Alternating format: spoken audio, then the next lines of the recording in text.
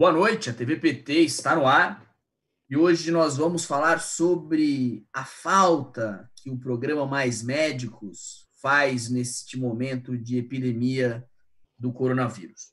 Quem participa aqui dessa entrevista com a gente é o ex-ministro e deputado federal Alexandre Padilha, o Júlio Pinheiro, prefeito de Amargosa, na Bahia, o Kiko Seleguin, que é prefeito de Franco da Rocha, aqui no estado de São Paulo, e o Manuel Henrique, que é prefeito de Juriti, no Pará. A gente vai tratar aqui de realidades muito diferentes, por isso eu acho que vai ser uma conversa muito interessante. Como sempre, a gente começa aqui apresentando os últimos números relacionados a essa epidemia. Números que a gente lembra e ressalta sempre são subnotificados, né? Isso já é uma coisa admitida pelo Ministério da Saúde, governos estaduais e, enfim, municípios aí, Brasil afora. Atualmente, segundo o último balanço, o Brasil tem 105.222 casos confirmados de coronavírus e 7.288 mortes causadas pela doença. Existe um grupo de pesquisadores que chegou à estatística de que o Brasil, na verdade, teria 16 vezes mais casos do que o número oficial.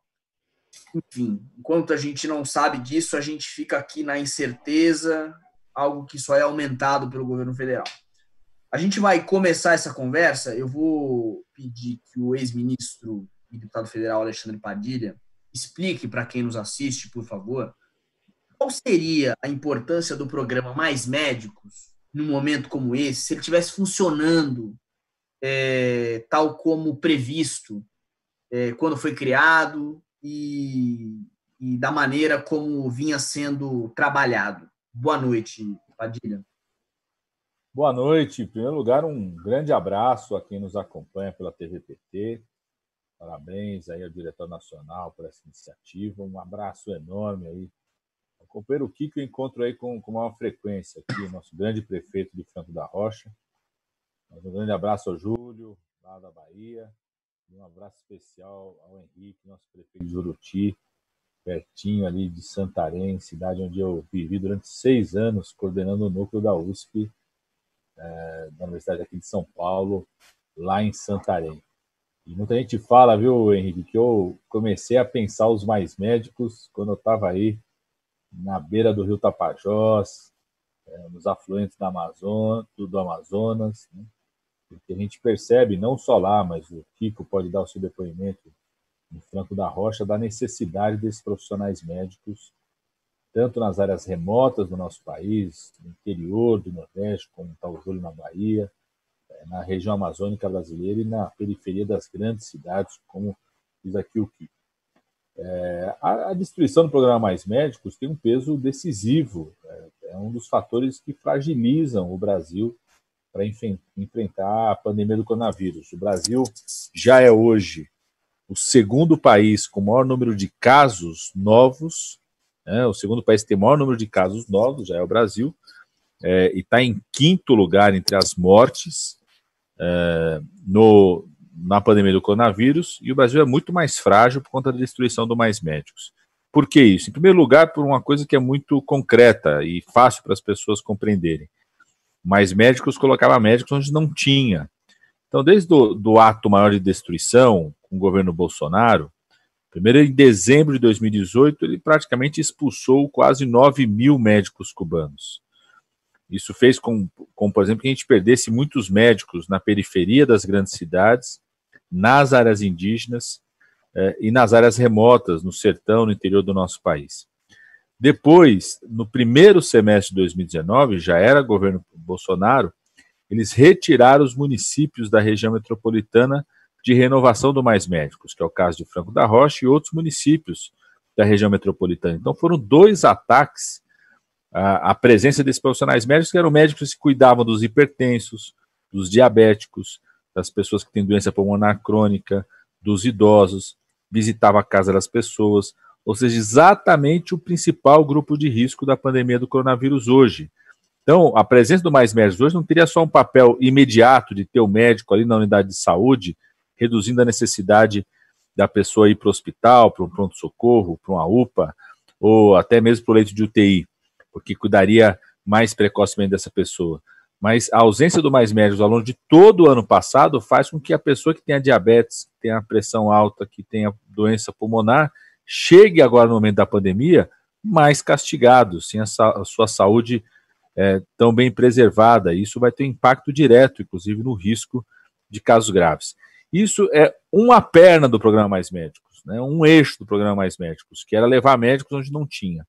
Mas tem outros 2 eixos do Programa Mais Médicos que também impactam na pandemia do coronavírus. O segundo eixo, que era a residência médica. Dentro do Programa Mais Médicos, a partir de 2019, todo médico que se formasse no Brasil ficaria pelo menos 1 ano na atenção primária em saúde fazendo a residência médica. Nós teríamos o dobro de vagas de residência médica para terapia intensiva a partir de 2019 do que nós temos hoje. Então tinha uma expansão na oferta da especialização da residência médica fundamental e que faz com que você tenha menos médicos também nas UTIs, nos pronto-socorros, nas UPAs 24 horas. E o terceiro eixo do Programa Mais Médicos era exatamente a infraestrutura. Os recursos, por exemplo, para ampliação das UPAs 24 horas, equipar as UPAs 24 horas, reformar as unidades básicas de saúde, foram todos interrompidos, já no governo Temer, inclusive. Essa aí foi a interrupção já no governo Temer, quando foi aprovado, inclusive, o congelamento por 20 anos dos recursos da saúde. Só para você ter ideia, já para terminar, tá?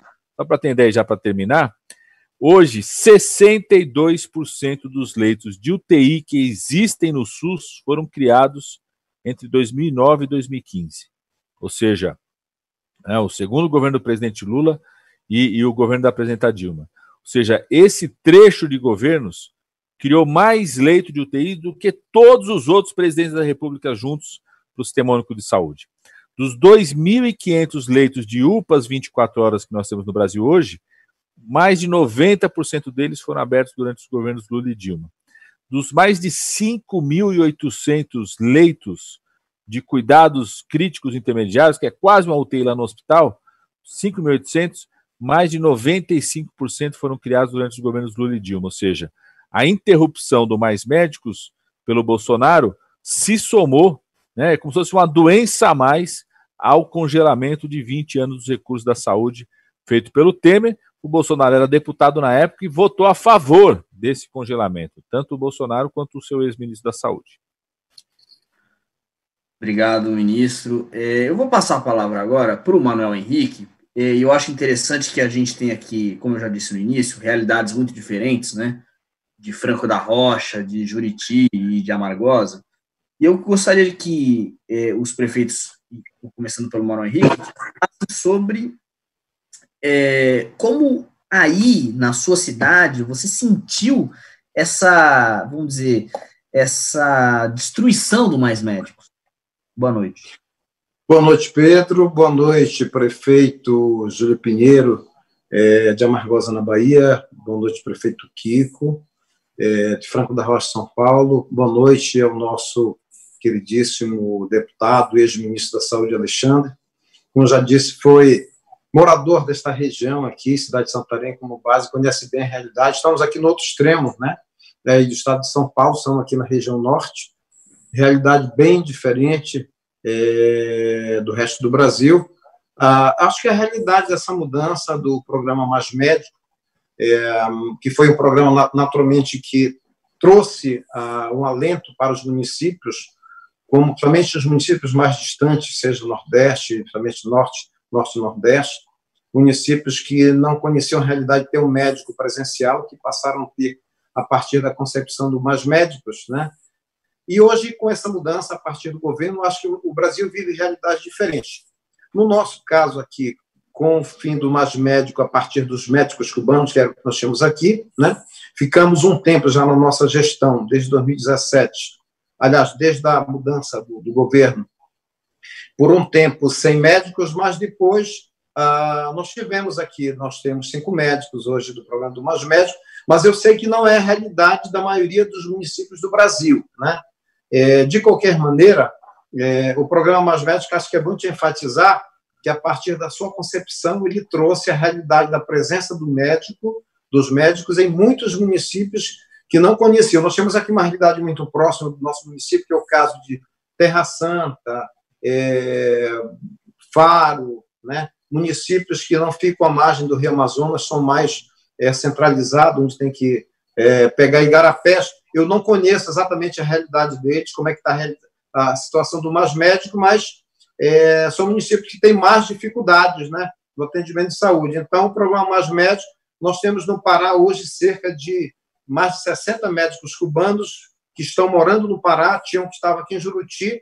Nós não podemos contratá-lo como médico por falta de autorização.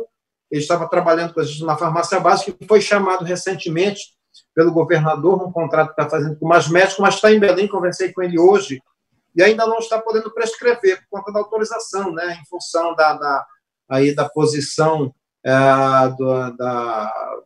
das autoridades na área de medicina. Enfim, então, essa é a realidade de Juruti, né?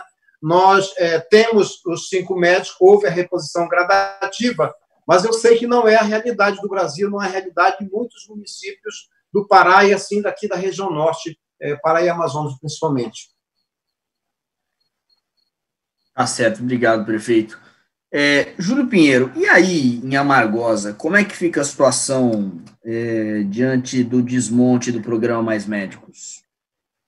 Boa noite a todos os companheiros, os que nos assistem pela TV PT e aos que estão conosco aqui nesse momento, o prefeito Manuel Henrique, o prefeito Kiko, a Pedro, que está mediando, e também ao nosso ex-ministro, deputado federal Alexandre Padilha, a quem eu trago um abraço do nosso deputado federal Jorge Sola, que é nosso deputado aqui de Amargosa, e pediu que eu transmitisse esse abraço para o nosso deputado Alexandre Padilha.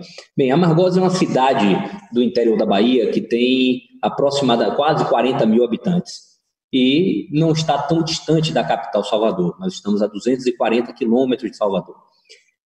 O Mais Médico aqui, Amargosa, ele trouxe para nós um benefício duplo, a quem a gente aproveita para agradecer ao nosso ministro Padilha, a nossa presidenta Dilma, do ponto de vista de que, primeiro, deu a possibilidade de termos médicos nas nossas unidades básicas de saúde, com essa parceria com o governo federal. Amargosa tinha 3 médicos do Mais Médico, dentre esses 3, uma médica cubana, e além desse benefício direto de ter o médico na unidade, uma outra consequência bastante positiva do programa foi a possibilidade de regulação desse mercado. De fato, a gente sabe que é um serviço, uma vocação, uma missão, mas trata-se também de um mercado e que, por tal, é regido também pela lei de oferta e procura. E a gente vivia aqui em Amargosa, em anos anteriores, uma situação onde o médico migrava muito facilmente de um município para outro por conta de uma oferta um pouco maior salarial. E isso criava uma descontinuidade no serviço e uma instabilidade, inclusive, no que preconiza a relação do médico com a comunidade, a proximidade e a confiança que se estabelece com as famílias por conta da proximidade e da inserção na comunidade.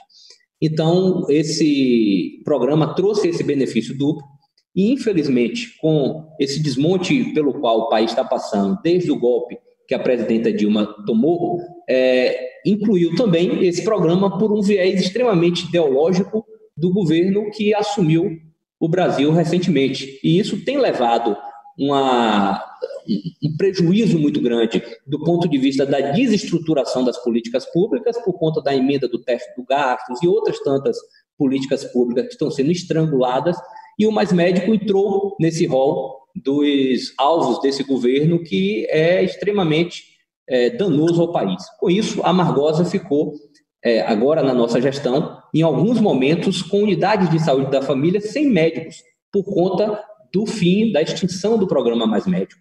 E, inclusive, uma dessas médicas, uma médica cubana, hoje reside no município e não pode exercer a profissão por conta da impossibilidade do Revalida, que, inclusive, que desde 2017 não é realizado, o que nos coloca ainda mais certeza de que há, de fato, uma construção de uma reserva de mercado que dificulta o acesso da nossa população aos serviços médicos nas unidades de saúde.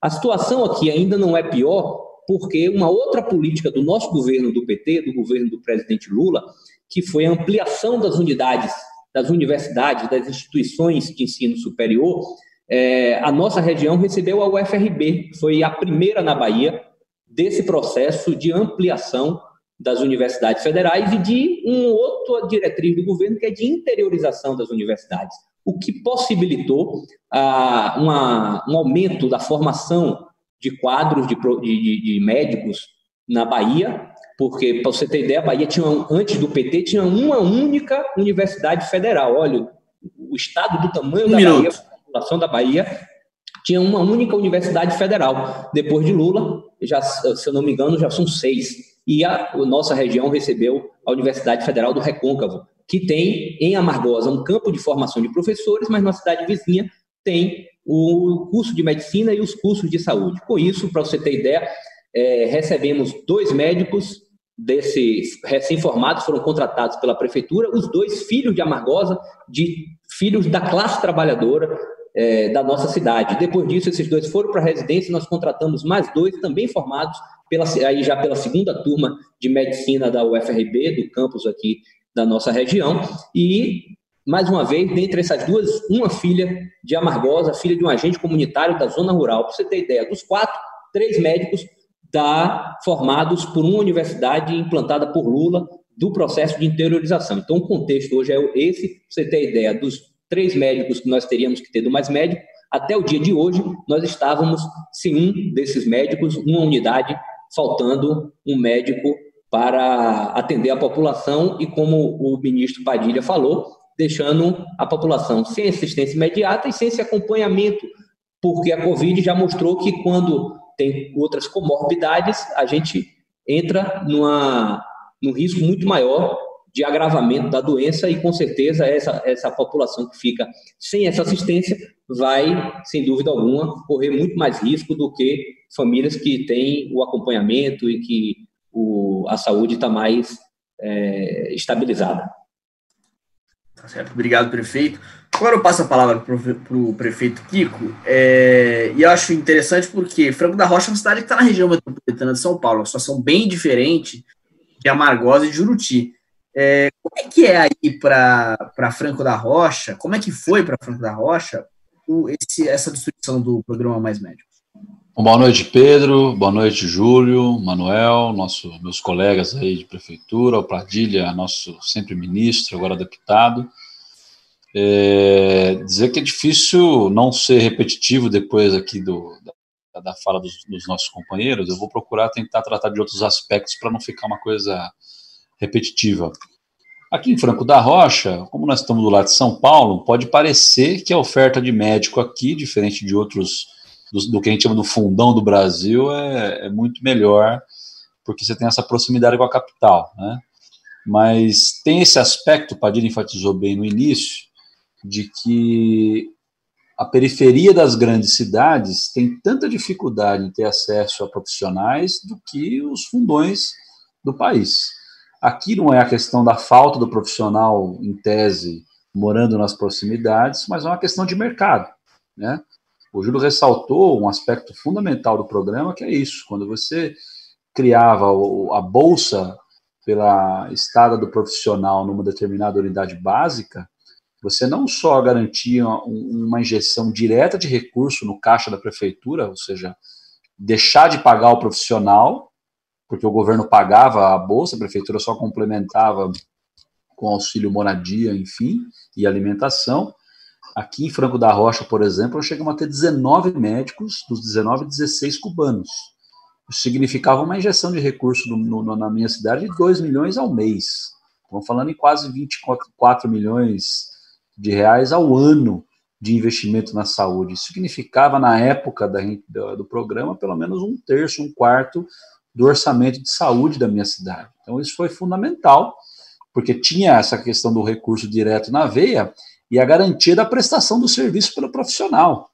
Porque antes disso e pós a destruição do programa, hoje, quando a gente consegue um profissional, eu diria para você que financeiramente é impossível você conseguir um profissional que cumpra as 8 horas de trabalho naquela determinada unidade básica de saúde. Portanto, isso nos possibilitou, obviamente, mais recursos na saúde, a garantia do profissional atendendo naquela determinada comunidade, né? E mais do que isso, a montagem de toda a operação do programa de saúde da família, porque com o médico na unidade credenciado, isso me possibilitava ter mais recursos do Ministério, a Prefeitura sempre coloca uma contrapartida, a ter o enfermeiro, a ter o auxiliar de enfermagem, a ter o dentista, a ter o auxiliar de consultório dentário, a ter o agente comunitário de saúde, que nesse momento, digo aqui em Franco da Rocha, tem sido fundamental no combate ao Covid, né?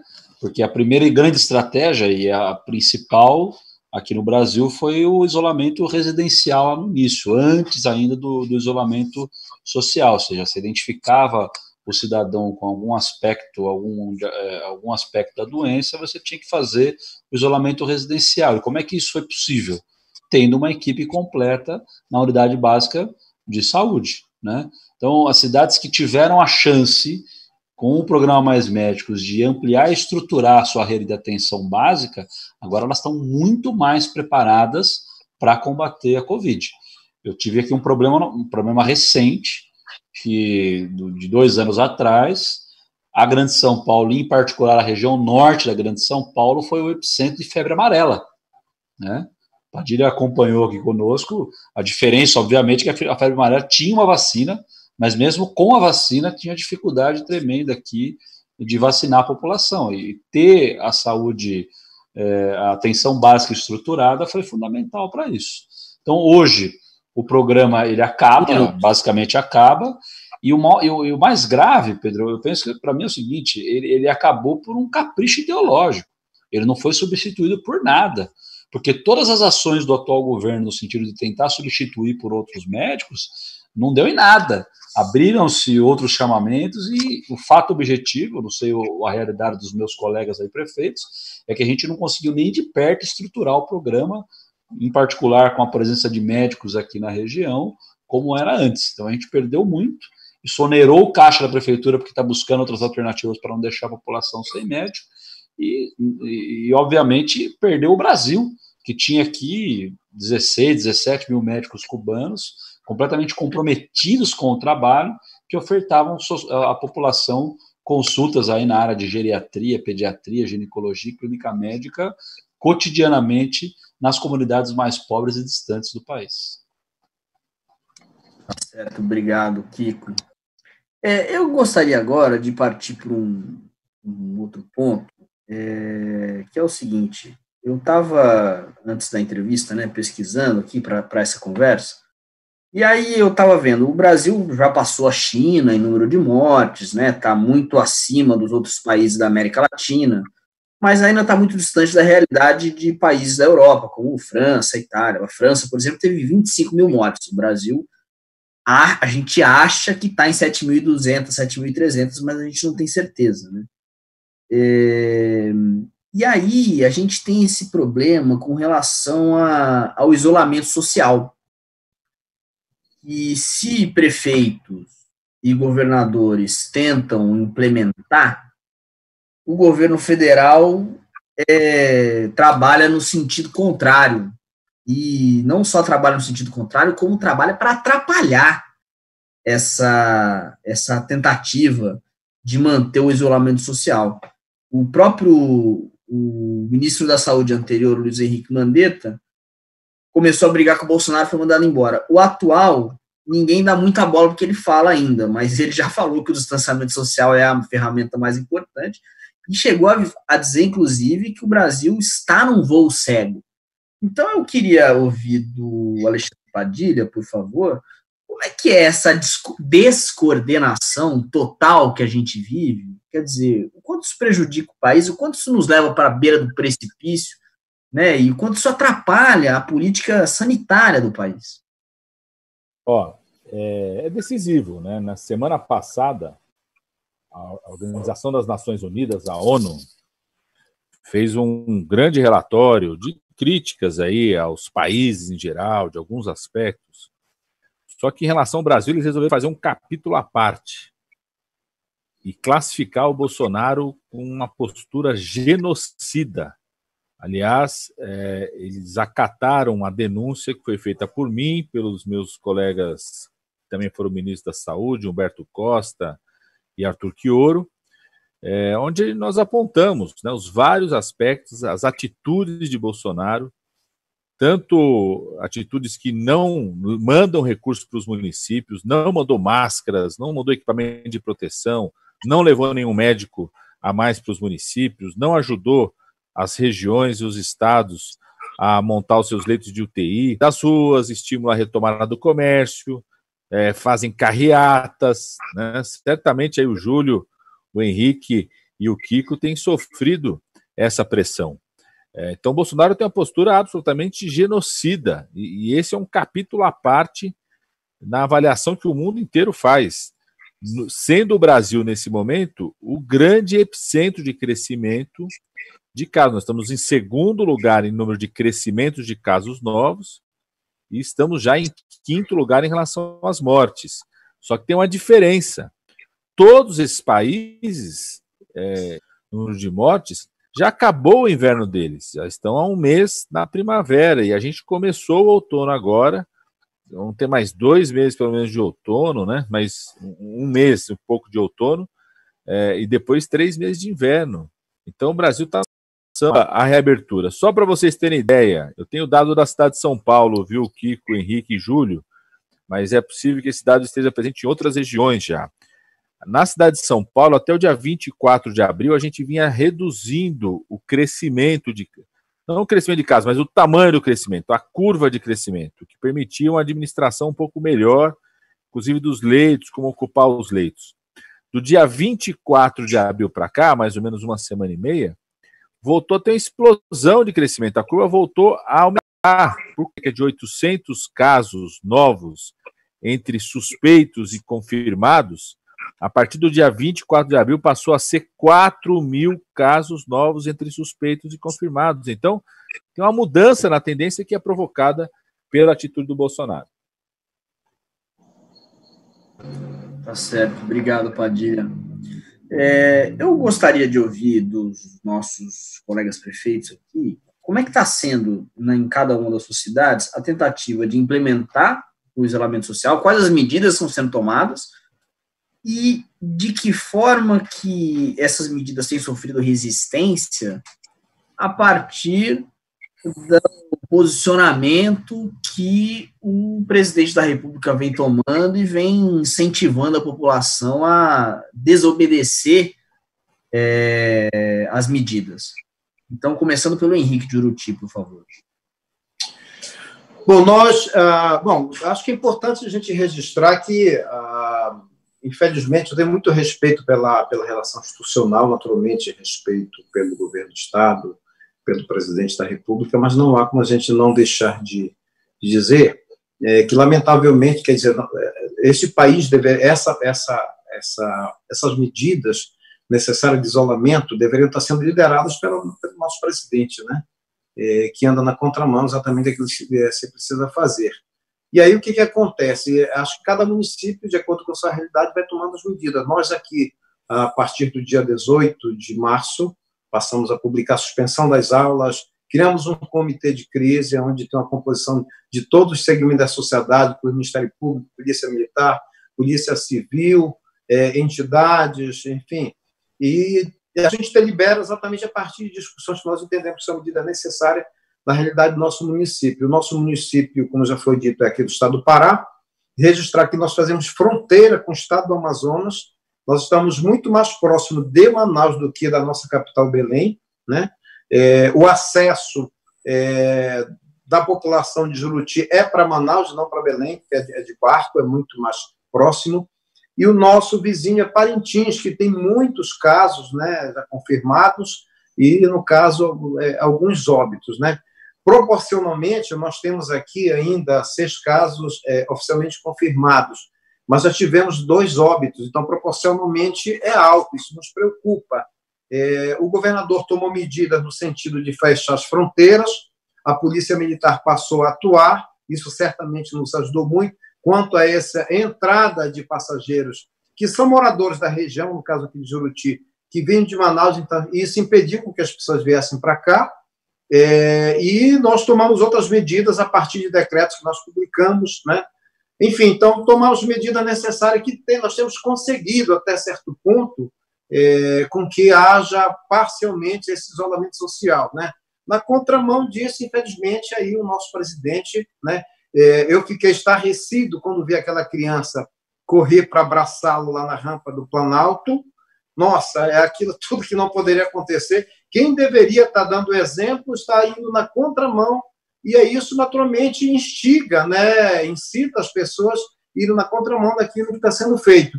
Mas eu acredito que aqui, com a atuação da Polícia Militar, da Polícia Civil, da nossa Guarda Municipal, atuação da nossa Vigilância em Saúde, enfim, todos os órgãos da Prefeitura, há muito envolvimento em grande parte da sociedade aqui. Então, eu acho que nós temos conseguido fazer esse controle até certo ponto. Naturalmente, que se o governo estivesse liderando, os resultados seriam muito mais eficientes, né? Então, é isso que a gente tem feito até agora. Obrigado, prefeito. Prefeito Júlio Pinheiro. Bem, a gente tem, eu acho que é uma experiência comum a todos os municípios que nós estamos passando, justamente essa crise entre tomar medidas duras, medidas difíceis de serem tomadas, e, ao mesmo tempo, enfrentar uma desconstrução, uma tentativa de descredibilizar as medidas de isolamento social que são tomadas a partir de critérios técnicos científicos, partindo esse ataque do próprio governo federal, do próprio presidente da República, que deveria ser quem, de fato, deveria conclamar a nação para que pudéssemos fazer, de fato, esse enfrentamento a partir daquilo que é mais eficiente, que é, primeiro, o isolamento social e também a utilização de máscaras.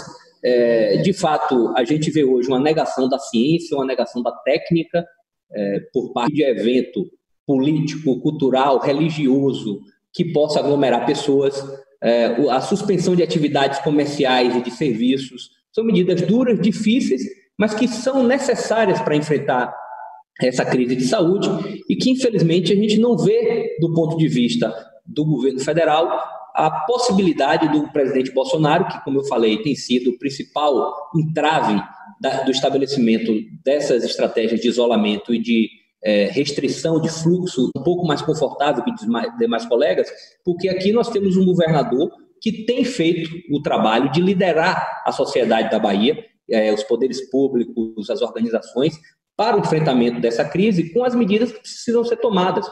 Inclusive, o nosso governador, que é o presidente do consórcio do Nordeste, dos estados do Nordeste, montou uma comissão com técnicos, com epidemiologistas, infectologistas, sanitaristas, cientistas, para poder nortear as ações e as estratégias a partir do levantamento de dados, de software, de informação nesse caminho. Então, a gente conta aqui na Bahia com esse braço forte do governo do estado que atua junto conosco.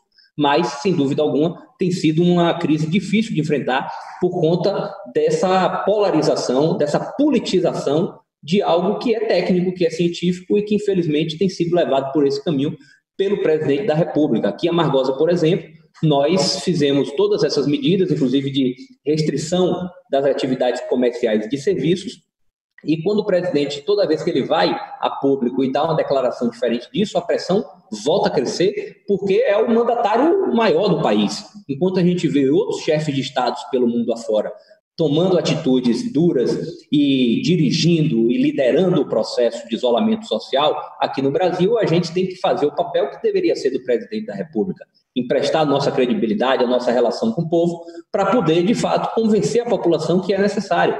Para você ter ideia, aqui, outra coisa que compete ao governo federal e que tem sido estritamente mal feita, extremamente mal feita, é a distribuição do pagamento do auxílio emergencial. E hoje o maior problema nosso são as filas na porta da Caixa Econômica. O governo não consegue operar e organizar nem a distribuição de pagamento que poderia ser melhor planejada e organizada para não gerar essas aglomerações na porta da Caixa e jogar uma responsabilidade a mais nas costas dos prefeitos do Brasil inteiro.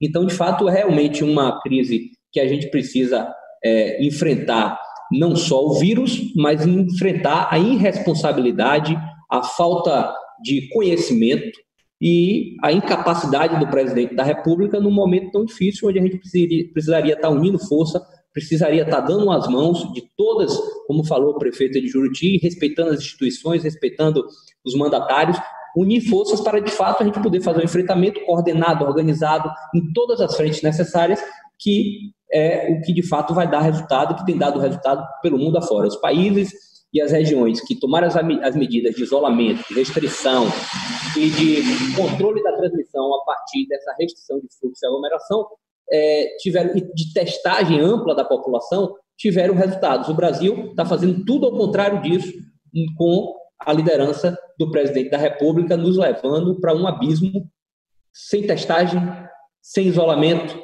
e ainda criticando os governadores e prefeitos que têm assumido o papel que deveria ser do presidente da República, infelizmente.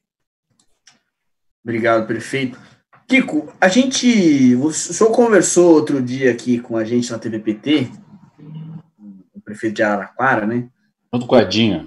Isso, a gente falou sobre algumas medidas que vocês estavam tomando aí, mas assim, passou algum tempo já e fica mais difícil, né, de manter essa política de isolamento diante do passar do tempo com essa pressão que o governo Bolsonaro vem fazendo. Como é que está a situação em Franco da Rocha?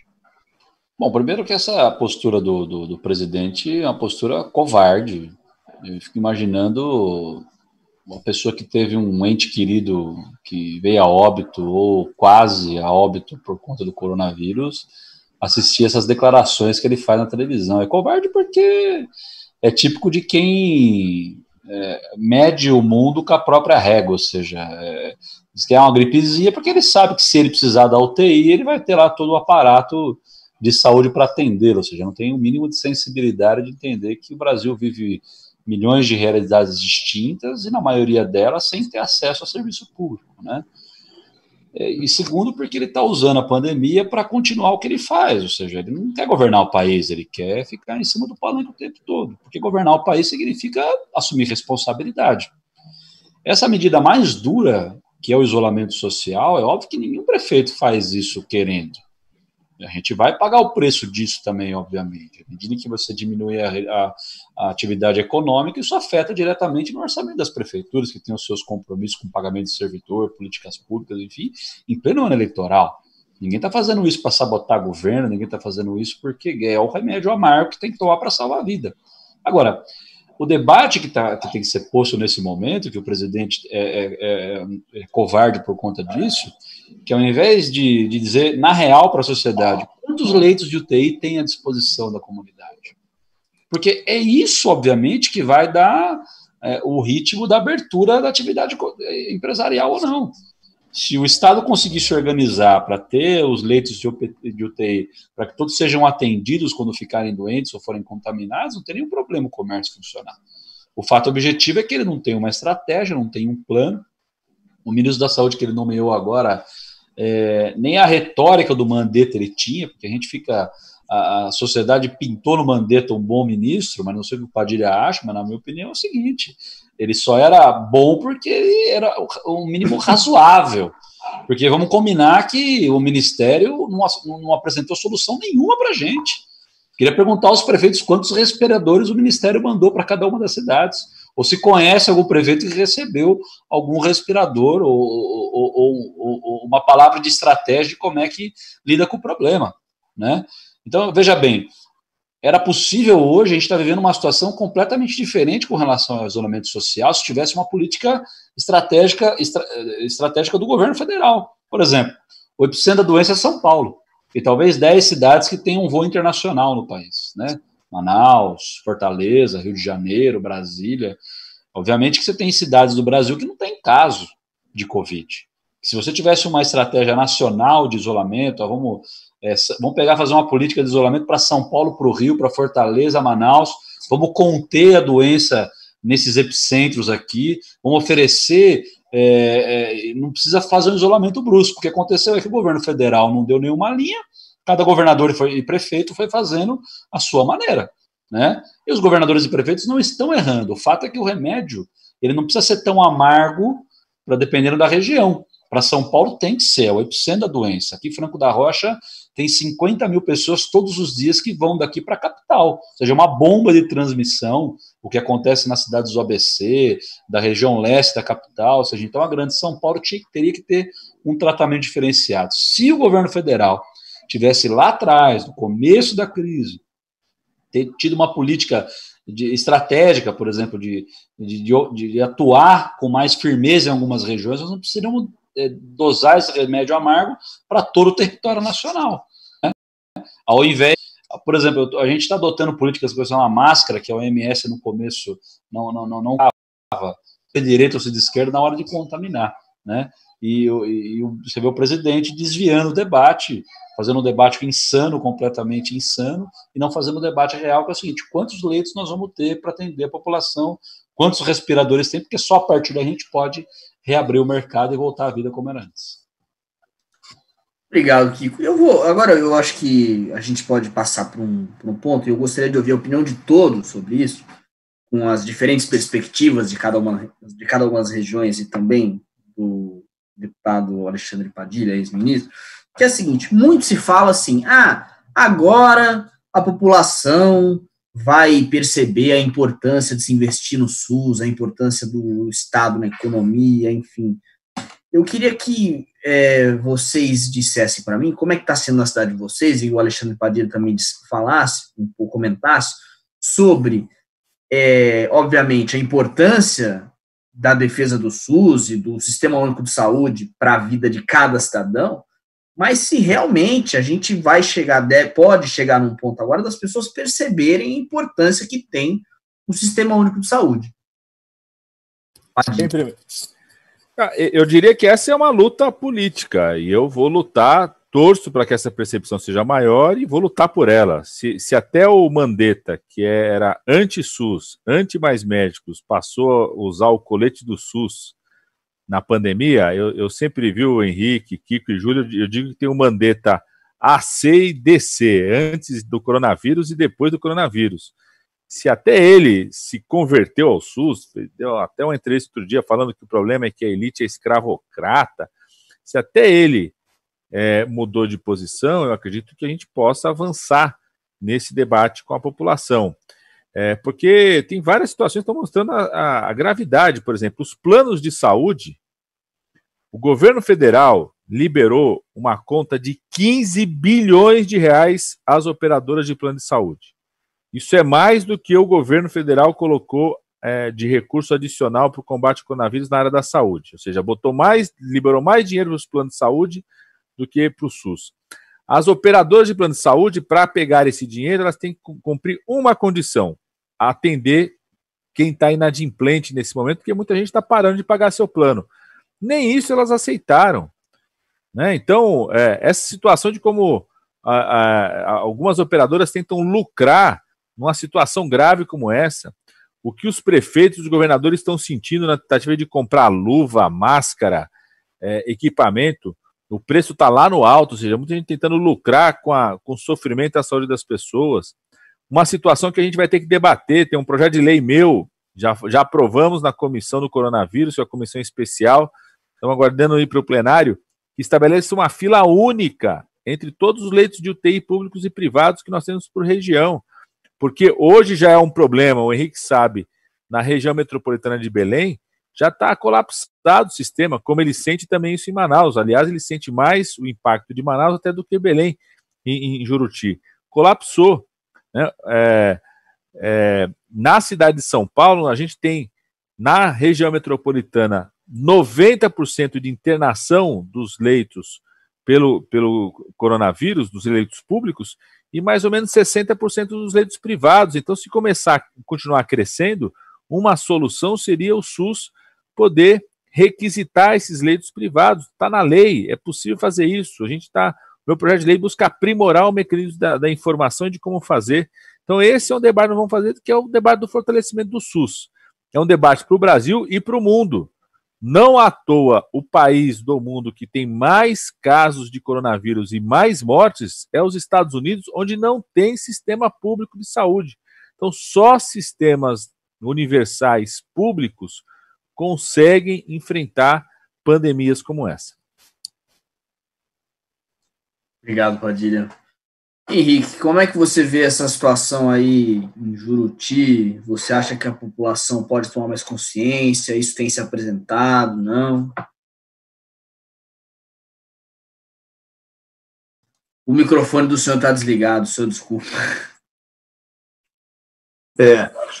É importante a gente registrar novamente que nós temos realidades diferentes, né, a nível de Brasil. Como eu disse, nós estamos na região norte, estamos mais próximos de Manaus do que de Belém, fazemos fronteira com Parintins. Nosso município tem 8.300 km², nós temos aqui uma população beneficiária do Bolsa Família de 62%,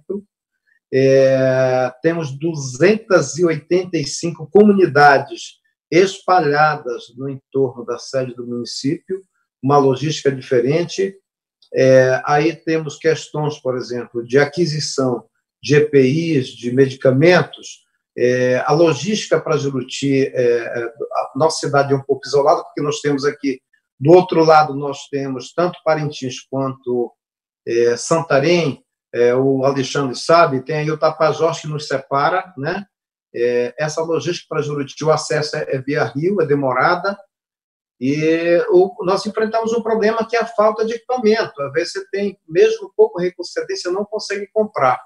Ainda hoje nós tivemos, por exemplo, que falar com um dos nossos fornecedores, tanto de material técnico, EPIs e de medicamentos, que fica em Belém.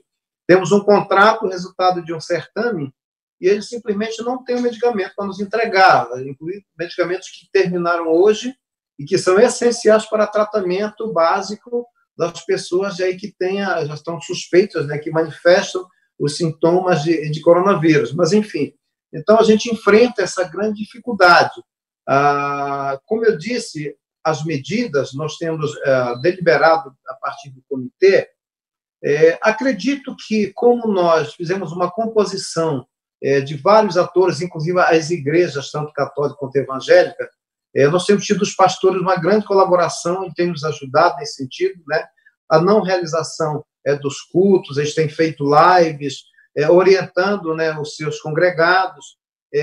Então, eu acho que nós temos conseguido administrar isso, né? O governador do Pará implementou uma campanha muito forte quanto a essa questão da necessidade de isolamento, as medidas que foram tomadas inicialmente. Então, isso tem nos ajudado. Então, até aqui nós temos conseguido, graças a Deus, né, até certo ponto, controlar. Mas aí nós temos o nosso presidente, que, infelizmente, na contramão de tudo isso, acaba instigando e o povo acaba fazendo um debate disso. O pagamento, por exemplo, da ajuda emergencial, esse é um problema que cria grande aglomeração. Só a Caixa está pagando, e a lotérica, que nós temos uma agência da Caixa e uma casa lotérica. A partir de hoje, nós conseguimos instalar na rua onde fica a Caixa tendas com cadeiras, dando um pouco mais de dignidade. As pessoas estavam expostas aí à ação do tempo. Hoje choveu bastante desde a madrugada, e pessoas que estavam expostas à ação do tempo, sol, chuva, não tinha banheiro. Então, hoje, graças a Deus, nós conseguimos instalar uma estrutura e mantendo ali o distanciamento. A população tem ido lá, tem dado água. Então, enfim, a gente tem conseguido mobilizar grande parte da sociedade, inclusive com campanhas de aquisição de cestas básicas e feito distribuição para famílias carentes. Então, assim, a gente tem conseguido administrar isso até então. Naturalmente, que se houvesse um plano, um planejamento a partir do governo federal em ação direcionada para estados e municípios, certamente isso traria mais conforto e colocaria em menos risco as pessoas que acabam tendo que se arriscar a sair de casa por várias razões. Muito obrigado, prefeito. Prefeito Júlio. Pedro, na verdade, assim, eu penso que ninguém sai o mesmo depois de uma crise como essa, né? Acho que a crise surtir várias consequências, e a gente espera que uma delas seja, de fato, esse sentimento da população de defesa do SUS. Ainda mais num momento tão importante como esse, que é o momento de realmente desestruturação dessa política pública tão importante para o país continental, um país pobre do ponto de vista da população, um país com tanta diferença territorial, regional, como é o Brasil. E a gente espera que, de fato, a população reconheça, e eu acho que aí eu concordo com o nosso ministro Padilha, que, de fato, nós precisamos travar uma batalha política, não é política eleitoral, mas política do ponto de vista da disputa dessa ideia e desse sentimento junto à população, para que a gente possa, de fato, fortalecer o SUS. Essa, como eu falei, que é uma das políticas públicas mais importantes do Estado brasileiro, sem dúvida alguma, que o PT, nos governos Lula e Dilma, tiveram contribuição extraordinária para o seu fortalecimento, e a gente, de fato, precisa fortalecê-lo, até porque, nesse momento da Covid-19, a gente passa por uma crise, e essa crise, ela está junto com outras crises. Para você ter ideia, o problema de financiamento ele é grave, todos os prefeitos estão aí nos acompanhando, eu tenho certeza que concordam com isso. A gente tem tido um problema desde a emenda constitucional que limita o teto dos gastos, a gente tem um problema, porque as despesas do município, as demandas vão aumentando, a população envelhecendo, empobrecendo, demandando mais do Sistema Único de Saúde, e o financiamento não tem correspondido com essa nova demanda que a gente vive nos dias atuais, onde, como eu falei, a população envelhece, demanda mais serviço, a população empobrece por conta da crise e da condução da política econômica do governo, e a gente não consegue atender a demanda da população na proporção que ela precisa. E, de fato, isso só será resolvido, não é por conta de má gestão das prefeituras, é por conta do financiamento desta política tão estratégica e tão importante para a população brasileira. Para você ter ideia, a gente vive aqui na Bahia, e eu acredito que seja comum a outras regiões, a gente está vivendo uma crise, um surto extraordinário de dengue. Por que isso? Por conta de que o Ministério da Saúde não tem repassado o larvicida que é necessário para o controle do mosquito da dengue, da larva. Então, ou seja, o que tem colocado junto com a Covid um outro problema para as prefeituras, para você ter ideia, no nosso hospital municipal, que está em reforma agora, com recursos próprios da prefeitura, a gente está vivendo um surto de pelo menos 50 a 60 pessoas por dia procurando o hospital por conta da dengue, e que a gente tem feito trabalho de bloqueio, mas infelizmente o governo federal, o Ministério da Saúde, o presidente Bolsonaro não tem repassado o larvicida tão necessário para o controle da dengue. Então, ou seja, na Bahia, o sistema é único e funciona como rede. Na Bahia, felizmente, os governos do nosso governador Wagner e do governador Rui fizeram uma estruturação forte do Sistema Único de Saúde, na nossa rede estadual, no nosso estado. Foram vários hospitais regionais, policlínicas regionais, programas que, sem dúvida alguma, fortaleceram a rede aqui no nosso estado. Mas ainda, a gente sabe que quem detém os recursos, quem arrecada cerca de 70% dos impostos é o governo federal, e precisa fazer uma melhor distribuição disso, principalmente em áreas estratégicas, como eu falei, da saúde. E esse vácuo que é deixado pelo governo federal tem sido trabalhado e tentado ser superado, por exemplo, com a experiência do consórcio do Nordeste aqui na região, que a gente precisa ressaltar, com certeza o ministro Padilha conhece e acompanha, e que tem feito tentado montar estratégias para superar essa fragilidade do governo federal no financiamento da política de saúde. Para você ter ideia, inclusive, já está sendo articulado compras compartilhadas, medicamentos, equipamentos, gestão de serviços compartilhados através do consórcio, inclusive agora, nessa nova resolução, abrindo a possibilidade da adesão dos municípios a essa gestão de serviços a partir de convênios com o consórcio do Nordeste.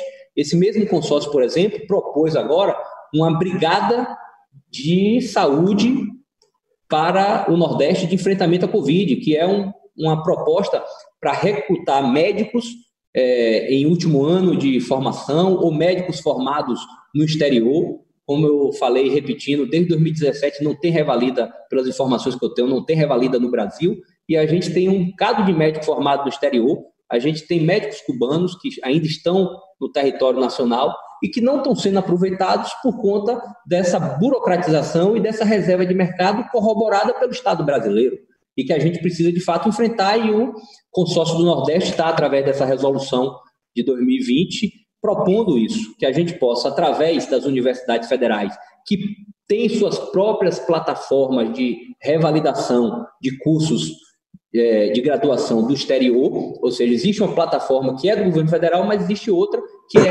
respeita a autonomia das universidades. Então, está se tentando construir com as universidades a possibilidade de um processo de formação para a revalidação desses médicos e que eles possam ser, a partir do início do processo de formação, ser aproveitados na rede pública, principalmente agora no enfrentamento dessa crise de saúde que é a Covid-19. Então, ou seja, são experiências como essa dos governadores do Nordeste, que hoje, nesse consórcio, é presidido pelo nosso governador Rui Costa, que nos dão um certo alento no enfrentamento desta desestruturação, desse subfinanciamento da política pública de saúde e da tentativa de destruição do SUS. Mas a gente reitera que isso só será possível se, de fato, o governo federal, a partir da pressão popular, a partir do reconhecimento da importância e do valor do Sistema Único de Saúde, poder colocar os recursos necessários e colocar, de fato, a saúde como prioridade das políticas de governo, principalmente a partir desse momento, dessa crise, onde o reconhecimento da saúde, da política de saúde, do Sistema Único e dessas redes estaduais, municipais e da rede federal, de fato, é quem vai poder dar o alento à nossa população, como o próprio ministro Padilha falou, pode requisitar, inclusive, serviços privados, enquanto a gente sabe que em outros lugares, em outros países, o governo federal, o poder central, tomou a dianteira e construiu hospitais de campanha, contratou leito na rede privada para atender a população. No Brasil, a gente não vê essa iniciativa, não vê compra de ventiladores mecânicos pulmonares, não vê aquisição de EPI, testes rápido, distribuição para os municípios e estados. Então, ou seja, o governo federal está inerte e, quando atua contra as estratégias de isolamento, contra as estratégias de restrição e contra as estratégias de atendimento à população, tentando desmerecer e também minimizar a crise pela qual a gente está passando. Então, a população vai ter um papel importante de reconhecer o valor do SUS e, com isso, pressionar o governo federal para que a gente possa, de fato, colocar recursos, porque sem recursos não dá para estruturar a rede, não dá para a gente manter os serviços e poder atender a nossa população. Obrigado, prefeito. Kiko, como é que você vê esse termômetro aí em Franco da Rocha, em relação ao que a população pensa sobre a importância do SUS, enfim, se a gente vai ter uma viradinha nesse sentido? Seu microfone está fechado, Kiko. Perdão, agora acho que eu liguei. Eu acho que a eleição de 2018 foi uma eleição na qual, infelizmente, esse debate do Estado mínimo convenceu uma parcela importante da sociedade. Em particular aqui na Grande São Paulo, onde você tem mais acesso a recurso privado, onde a renda é maior, enfim, ele acabou convencendo. Eu acho que esse momento pode servir, pelo menos para a parte, neste momento, mais lúcida da sociedade, a academia, os servidores da saúde, de um modo geral, perceberem a importância que é você ter um sistema como esse. Vou dar um exemplo para você. Aqui na Grande São Paulo, que é a região mais rica do país, pelo menos 1/3 dos 39 municípios da Grande São Paulo não tem leito de UTI no seu próprio território, nem público, nem privado. Imagina como seria você, num momento como esse, organizar essa questão de vaga em UTI sem o sistema CROSS, por exemplo, que é organizado pelo governo do Estado. Então, na saúde, e em particular, quando ela vai sendo mais complexa, é fundamental um sistema de partilha. E aí você precisa ter um sistema que garanta um regramento disso e financie isso tudo, né? Um leito de UTI é tão complexo, você precisa de equipamentos complexos, você precisa de insumos complexos, de profissionais muito bem treinados, que nem é para toda a cidade ter mesmo, né? Por isso que existe um sistema que se sobrepõe e organiza por complexidade isso tudo, né? Então, o SUS ele é fundamental no dia a dia até aqui, e no momento como pandemia, talvez escancare ainda mais a necessidade de você ter um sistema público não só que organize, mas que financie, né? Imagina, por exemplo, Pedro, a gente está falando do SUS, mas em paralelo que foi montado isso basicamente dos governos do PT, o SUAS, que é o Sistema da Assistência Social, né? Ele não é de saúde, mas é de assistência social. Como seria distribuir esse auxílio emergencial sem o SUAS? sem toda a rede de cadastramento que as prefeituras ajudaram a organizar junto com os governos estaduais e federal ao longo desses anos todos que existem esses processos de financiamento. Como é que nós faríamos para poder dizer às famílias que têm direito ou não? Como qualquer coisa na vida, tem as suas imperfeições, sempre tem espaço para melhorar. Agora, eles estão sendo importantes para a gente combater a epidemia, para a gente se organizar enquanto Estado, para que a gente possa acolher os doentes e encaminhar para os melhores caminhos, ele tem sido fundamental. Isso vai convencer a maioria das pessoas e da sociedade, porque em 2018, na minha opinião, foi outra tese que ganhou a eleição, a tese do Estado mínimo, a tese de que nós tínhamos que diminuir espaços públicos de discussão e de oferta de serviço. Eu acho que aí vai da nossa luta política, como disse o Padilha aqui. Nós precisamos militar e usar esses exemplos, traçar cenários depois que tudo isso passar e tiver um novo amanhã, um novo normal, traçar cenários de como teria sido a ação de Estado no combate à pandemia sem esses aparatos públicos que é o SUS, que é o SUAS, de distribuição de riqueza, serviço e recursos para o combate da epidemia. Então, acho que vai ter um novo amanhã depois disso tudo. Nós temos que traçar o cenário do Brasil sem o sistema, e os Estados Unidos acho que é um grande exemplo para que a gente possa fazer uma discussão a partir disso, de como seria um cenário de um presidente da República, não um presidente irresponsável e covarde, mas alinhado com a ciência, com aquilo que preconiza, aquilo que a gente conhece de informação, pelo que aconteceu recentemente em outros países, né, na Ásia, na Europa, para que a gente pudesse ter um combate mais efetivo. Mas eu acho que é uma trincheira de luta política que cabe a cada um de nós aqui fazermos nesse novo amanhã. Os prefeitos que participaram disso tudo, os deputados que têm sido fundamentais, e se é que a gente tem aqui um ambiente, um espaço público que nos ofereceu algum caminho, hoje é o parlamento. Então, eu queria, Padilha, parabenizar você e toda a nossa bancada na Câmara e no Senado, que têm sido fundamentais em apresentar caminhos para que os prefeitos e governadores possam desenvolver o trabalho, não só com relação ao Pacto Federativo, da garantia de que a gente pode fazer as políticas de isolamento social, o Supremo Tribunal Federal garantiu isso tudo, mas principalmente com relação a recurso de curto prazo e a garantia de que no médio prazo a gente possa ter o nosso orçamento aí minimamente organizado para poder manter a vida nas nossas cidades funcionando. Muito obrigado, prefeito. Bom, vamos partir agora para as nossas considerações finais, começando pelo ex-ministro Alexandre Padilha. Eu quero, em primeiro lugar, mandar um grande abraço a todas e todos que estão nos acompanhando. É muito importante que a gente possa debater esse tema, uma parte da luta política, a gente conversar, dialogar sobre isso. Muita luta, muita garra e muito orgulho da atuação dos nossos prefeitos aqui, do Kiko, do Henrique, do Júlio.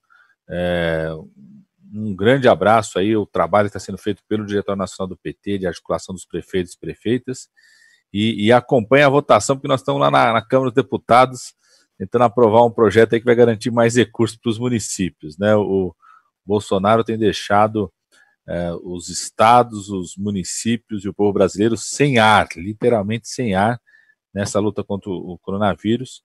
E para garantir a renda da população, para garantir a alimentação escolar na casa das pessoas, das crianças que estão em casa, para garantir o cadastramento da população, os equipamentos para os idosos e as ações da área da saúde, é muito importante que as prefeituras tenham recursos disponíveis para isso. Então, um grande abraço a todos. Agradecer mais uma vez aí pelo convite da TVPT. Tá certo, obrigado, Padilha. Passo para o Henrique fazer as suas considerações finais. Seu microfone está desligado, agora sim. Liguei agora. Antes das considerações finais, eu queria ainda enfatizar que eu sempre converso com a minha equipe e eu digo que na educação, exemplo de agora, porque nós suspendemos as aulas até que essa pandemia passe, não haverá prejuízo que as aulas vão voltar a funcionar, né? E o aluno vai ter os dias letivos que ele tem direito. Ou seja, se o professor faltar um dia, ele pode recuperar aquela aula faltosa no dia seguinte ou em seguida. Na saúde, nós não temos esse tempo. Ou a gente trata o paciente ou o paciente morre. E esse é o nosso grande desafio. Então, o governo está muito lento, as medidas não chegaram. Concretamente, se não fossem algumas emendas impositivas de alguns deputados que a gente conseguiu receber, e alguma receita própria que a gente tem conseguido manter as despesas, se fosse depender do governo federal, certamente muitas pessoas já teriam morrido, aí Brasil afora, exemplo do nosso município. Então, o nosso grande desafio é exatamente esse, né? A gente não sabe quanto tempo essa pandemia vai durar, a gente não sabe o quantas pessoas ainda serão infectadas. Como eu disse, nós temos ainda aqui apenas 6 casos confirmados, nós já tivemos 2 óbitos. Normalmente, se chega para os municípios menores, é feito mais retardado, porque o grande problema acontece nos grandes centros urbanos. Então, nós estamos aqui entre a cruz e a espada. Nós temos Manaus, estamos entre Manaus e Belém, né? Esse é o nosso grande desafio. Então, quando, de fato, essa ajuda vai chegar para os nossos municípios? Eu quero agradecer pela oportunidade de poder estar participando desse debate, nos colocar à disposição para contribuir naquilo que a gente puder, de acordo com o aprendizado que a gente tem tido até agora. Estamos aqui em um terceiro mandato, já tivemos um momento de 2 mandatos anteriormente, e temos usado a nossa experiência adquirida ao longo desses mandatos anteriores para que a gente possa superar dificuldades, levando em conta a realidade entre demanda e condições que a gente tem que implementar aqui para proteger a nossa população. Esse é o nosso dever. É para isso que o povo nos elege. Muito obrigado. Obrigado, prefeito. Passo a palavra para o prefeito Júlio Pinheiro. Pedro, agradecer a você, agradecer a todos aí da TVPT, agradecer a Ideli, ao Jonas Paulo, ao nosso presidente estadual do PT, Eden Valadares, galera que tem, nesse momento, procurado manter os prefeitos mais juntos, trocando experiências, trocando ideias sobre essa crise. E como eu falei, como ninguém sai o mesmo depois de uma crise como essa, a gente espera que essas iniciativas possam perdurar para depois, porque, de fato, trocar experiências com os companheiros é enriquecedor para todos nós, para que possamos, de fato, construir políticas públicas dentro do modo petista de governar, que a gente sabe fez tanto por esse país, pelas cidades no Brasil inteiro, pelos estados, e que precisam continuar. Então, agradecer a todos vocês, falar que a gente espera que a pressão popular, a pressão dos governadores, dos prefeitos, faça com que o governo federal tome uma nova direção no enfrentamento da Covid, o que a gente sabe que não é fácil, não é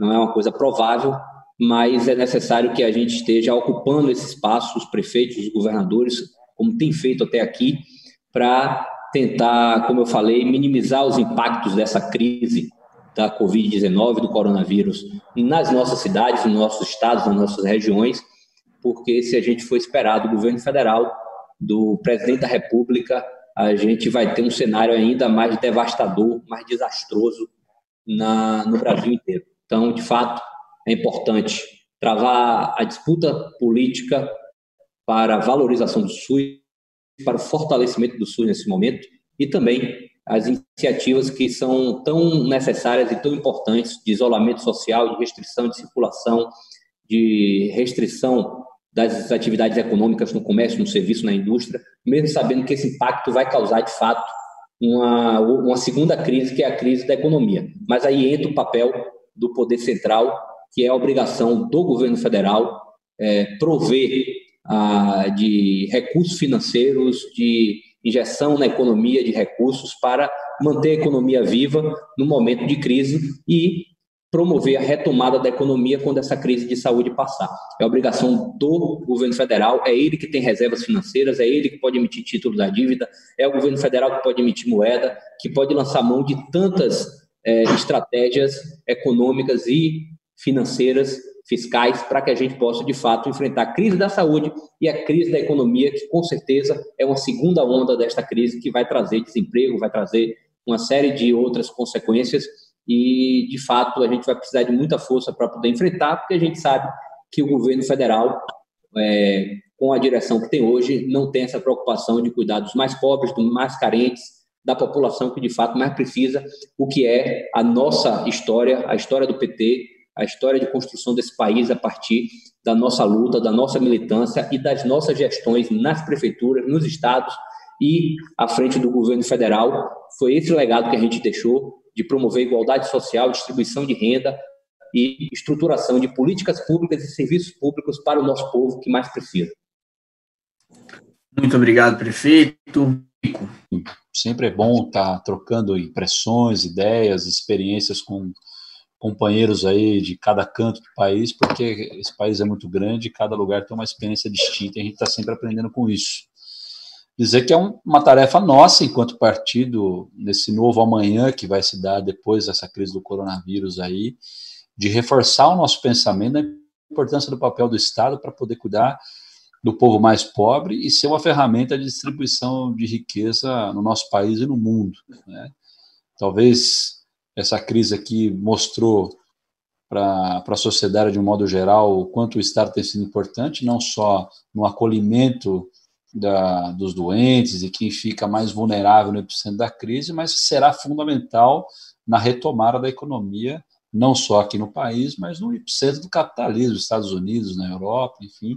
Então, acho que é uma bela oportunidade para a gente organizar nosso pensamento, colocar valores empíricos nele, ou seja, de coisas que aconteceram na realidade no passado recente, para que a gente possa retomar essa perspectiva de liderança no nosso país, poder voltar a fazer um grande debate nacional, e o nosso partido, no campo progressista, é quem tem maior capacidade e responsabilidade de fazer isso, não só pelo acúmulo de políticas e tudo que fez para garantir essa rede de proteção social que a gente está percebendo que é fundamental no combate ao coronavírus, mas fundamentalmente pela capacidade que tem de conversar com gente no país inteiro e transformar um debate como esse num debate nacional e reproduzir em cada cantinho desse país. Então, quero agradecer mais uma vez a oportunidade, parabenizar a todos e vamos à luta aí para esses próximos enfrentamentos. Grande abraço, boa noite.